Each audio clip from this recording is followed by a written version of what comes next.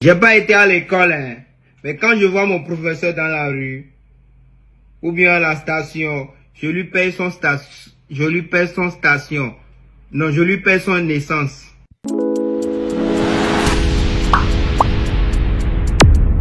Hai, ajalema kada gbe bolo huna wen bobo we ne ani. Aha bi no gba bi o me so ya lu man ya mi o ya bi me to ahu po aha gbelegbe to lu ha po e. E te ka di aji. Hai, bobo to français gbe bon ti te si vi ku di so awuri zo me. Je paye station. E a te ko me. But bobo aha ja nu bo ti mo aka bi nde bu ata do nu glebe ma to ata bu ji de bo zero chokoto me ya.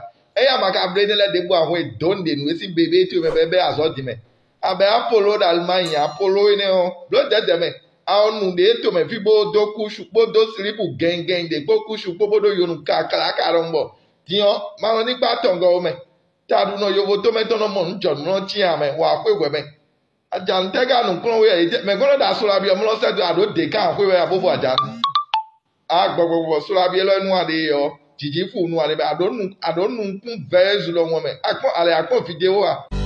ce soit pour rire, apprendre ou simplement passer du temps à regarder des contenus amusants, il y en a pour tous les goûts sur cette chaîne.